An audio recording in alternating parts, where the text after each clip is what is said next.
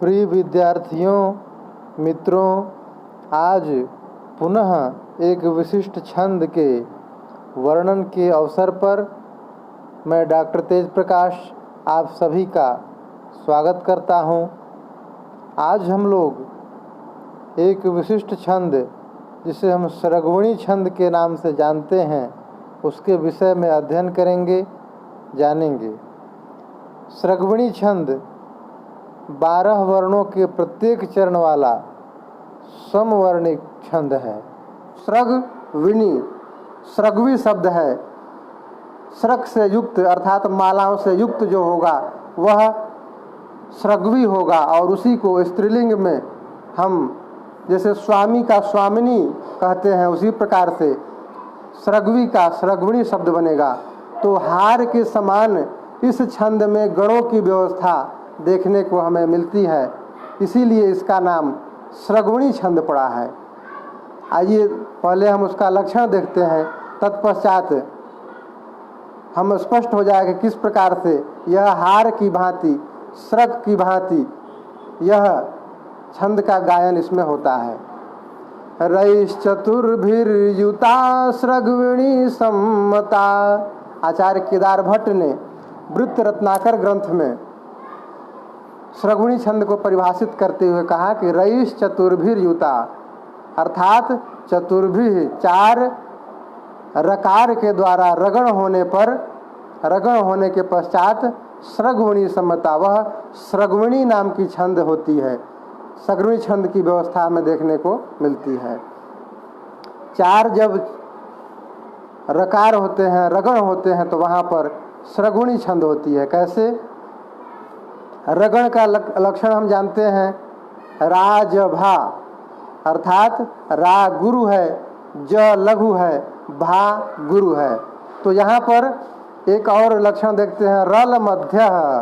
रकार जो होता है, रगण जो होता है वह ल मध्य, ल अर्थात लघु। रगण के अंतर्गत जो मध्य वर्ण होता है वह लघु होता है, रल मध्य। एक जगह और छंदो मंजरी में हम इसका लक्षण देखते हैं, कीर्तितैषा चतुरेफिका सरगविणी, अर्थात 4 रेफ से संयुक्त रकार रगण से संयुक्त जो होता है छंद, वह सरगवणी नाम का छंद होता है।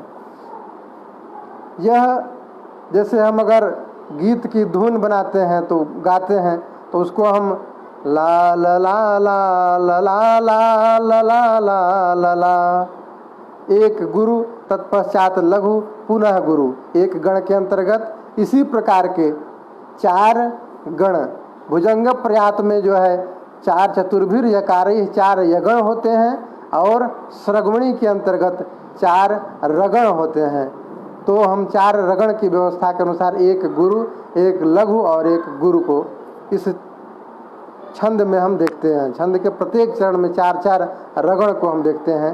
उदाहरण के द्वारा हम एक प्रसिद्ध उदाहरण देखते हैं। सर्वप्रथम,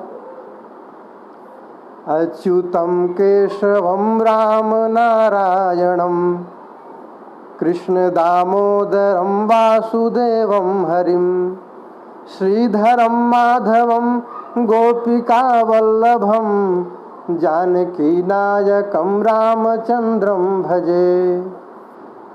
यहाँ पर हम देख रहे हैं अच्युतम, यह चूँकि आगे चकार और यकार का संयुक्त वर्ण है, इसलिए पूर्व में प्रथम वर्ण जो हो गया वह गुरु हुआ, तत्पश्चात यू जो है वह लघु, और पुनः तम में गुरु वर्ण हो गया।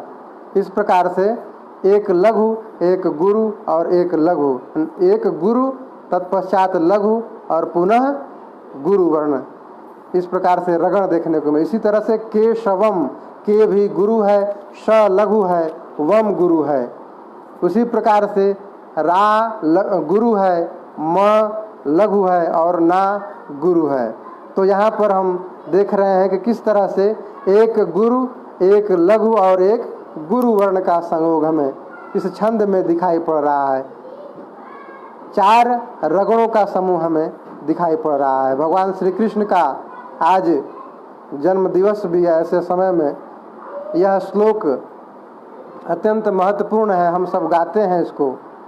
एक और उदाहरण के द्वारा हम देखते हैं, इंद्र नीलोपले नेवया निर्मिता शत शात कुंभाद्रवलंकृता रोमते नव्य मेघच्छवि पीतवासा हरे मूर्तिरास्ताम जयायो रसी स्रग्विणी।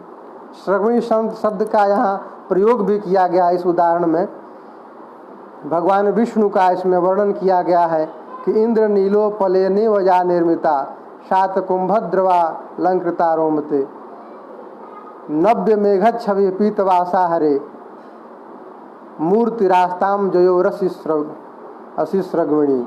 तो यहाँ हम देखते हैं कि भगवान विष्णु का के स्वरूप का किस प्रकार से वह नील मेघ की भांति उनका शरीर है और स्वर्ण के जल के समान, जिसको सोने का पानी हम कहते हैं, उसके समान उनका पीत वस्त्र चमक रहा है। ऐसे जो भगवान विष्णु हैं वो हम सभी को कल्याण के लिए उपस्थित हुए, कल्याण करें। तो यहाँ पर स्रग्विणी का अर्थ भी स्पष्ट किया गया है कि यह जो हार है वही स्रग्विणी शब्द का अर्थ बताया गया है। तो उसी तरह से हम देख रहे हैं अच्युतम केशवम, अच्युतम को हम अगर एक मोती मान लें, तत्पश्चात पुनः केशवम एक मोती हो गया। तो इस प्रकार से हम चारों को एक साथ ग्रथित करते हुए देखते हैं। यही छंद स्रग्विणी छंद की विशेषता है कि एक के बाद एक उसी प्रकार के क्रम हमें आते दिखाई पड़ते हैं और वे सभी एक से दूसरे में बद्ध दिखाई पड़ते हैं। वर्तमान समय के अत्यंत प्रसिद्ध महाकवि पद्मश्री रमाकांत शुक्ल जी, जिन्होंने भाति में भारतम नाम का महाकाव्य रचित किया है जो अत्यंत प्रसिद्ध है, और उसमें उन्होंने महाकवि ने भारत की विशेषता, भारत की एकता को, अखंडता को व्याख्यायित करते हुए भारत के लिए एक सूत्र में बंधने का संदेश प्रदान किया है। आइए हम उसको उस श्लोक को गा करके उसका आनंद लेते हैं। भाति में भारतम, भाति में भारतम, यह पंक्ति की शुरुआत है। इसका आगे देखें, मानव मानितम दानवा बाधितम, मानवा मानितम दानवा बाधितम निर्जराराधितम सज्जना साधितम पंडितैः पूजितम पक्षिभिः कूजितम भूतले भाति में नारतम भारतम, भाति में भारतम, भाति में भारतम। यहाँ श्लोक को देखें, भाति में भा गुरु है, ती लघु है, इसी प्रकार में गुरु है। तो यहाँ पर एक गुरु, एक लघु और एक गुरु, इस प्रकार से स्रग्विणी का एक चरण हम देखते हैं रगण का। तत्पश्चात पुनः भा यह गुरु है, र यह लघु है, तम यह अनुस्वार होने के कारण सानुस्वारश्च दीर्घश्च विसर्गी च गुरुर्भवेत्। इस नियम के आधार पर अनुस्वार से युक्त जो वर्ण होता है वह गुरु होता है।